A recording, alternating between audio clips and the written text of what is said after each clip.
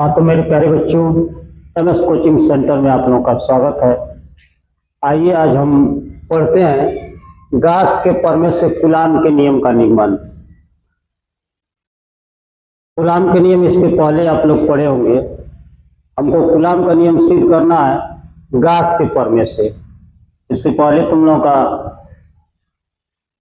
गास का प्रमेय का डेरिवेशन हुआ था, देखे थे। गास का प्रमेय I equal to 1/ε0 into Q.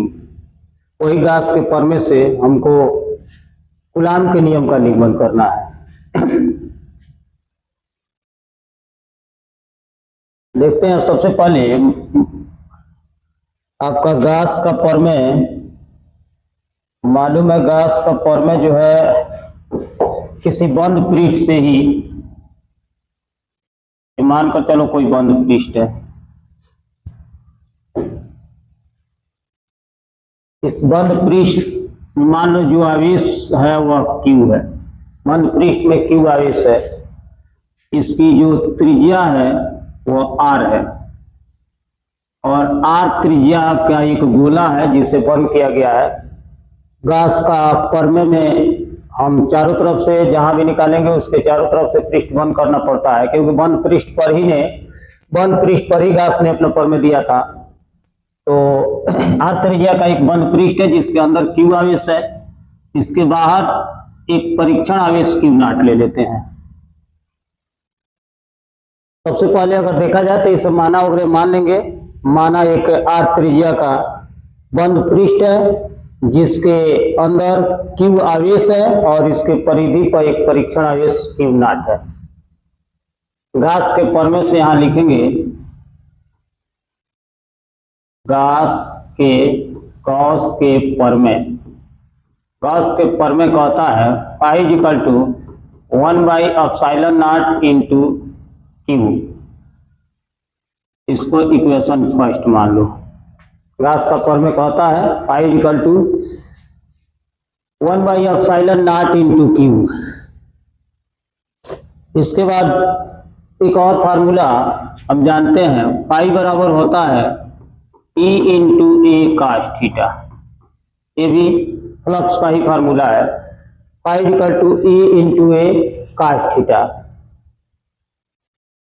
अब यहां से अगर देखा जाए तो मान अगर भरे तो phi equal to E into A cos theta. Theta कितना होगा? तो थीटा यहां ध्यान देना, इसके सरफेस पर कहीं पर भी अगर जो हम फ्लक्स निकालें तो यहाँ ध्यान देना, मान के चलो यहाँ अगर करते हैं तो यहाँ पर इसका एरिया वेक्टर ऊपर होगा।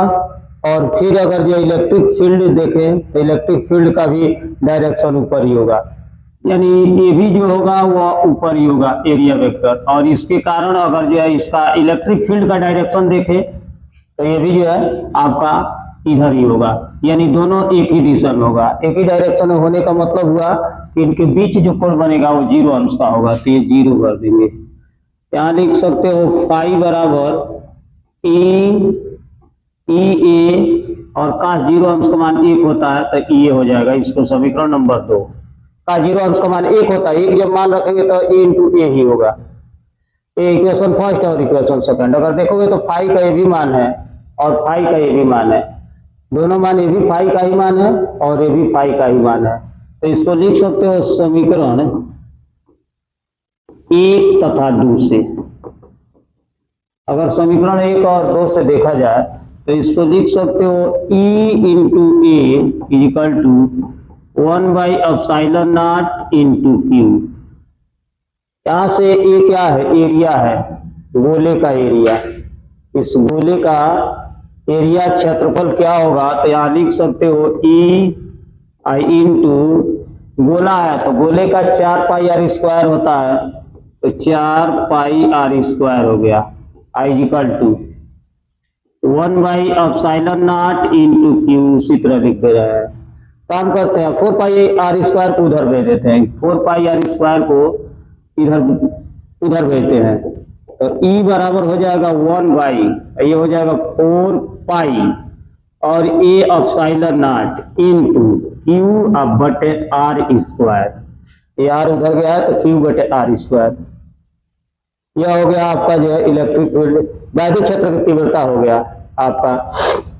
अब देखें तो एक फार्मूला ये काम करते हैं, यहाँ पर समीकरण नंबर 3 लिख सकते हैं।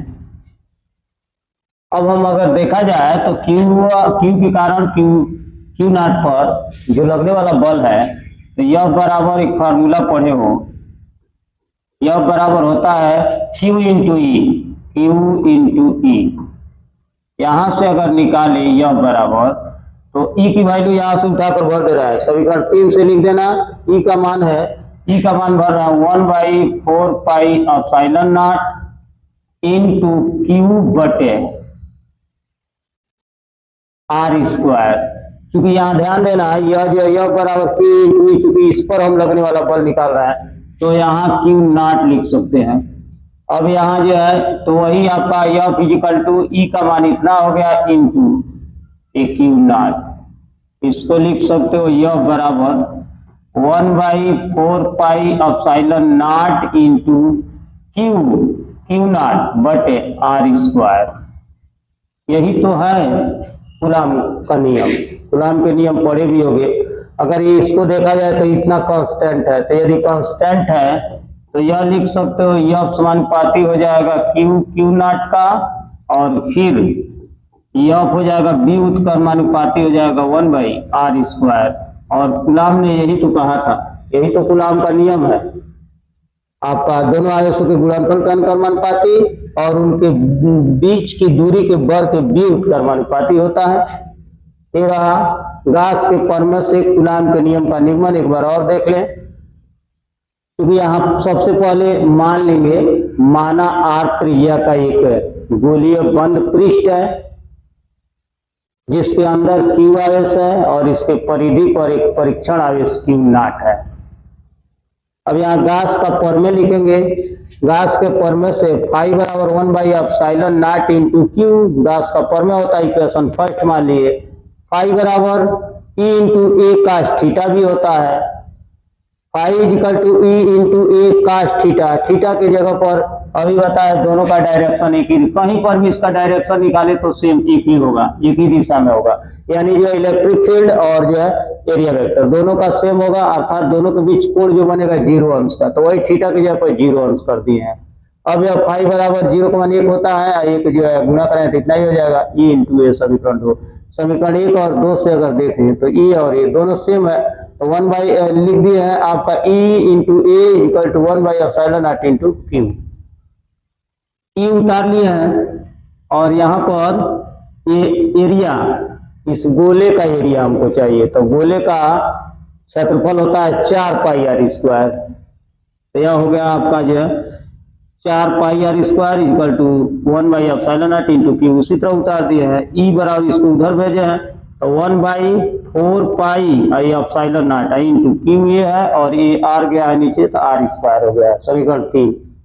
अब यह बराबर होगा, इस पर अगर बल निकाले तो यह होता है यह बराबर आवेश क्यू नॉट है, तो यह बराबर क्यू नॉट इंटू ई होता है, तो यह बराबर 1/4 पाई एप्सिलॉन नॉट इंटू ई का मान भरे हैं क्यू बटे आर स्क्वायर, यहाँ से आई इंटू फिर क्यू नॉट, यह equal to 1/4 pi epsilon naught into Q naught बटे आर स्क्वायर। इसमें ये कांस्टेंट है, ये कांस्टेंट होने का मतलब हुआ कि आपका एफ जो होगा वह क्यू और क्यू नॉट के समानुपाती होगा, और एफ जो है आर स्क्वायर के आर के वर्ग के बी उत्क्रमानुपाती होता है, जो कि कूलाम ने बताया था।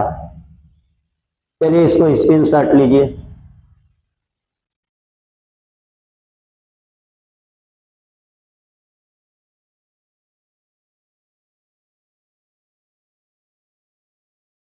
बस यहीं तक, धन्यवाद। अब अगले वीडियो में मिलते हैं।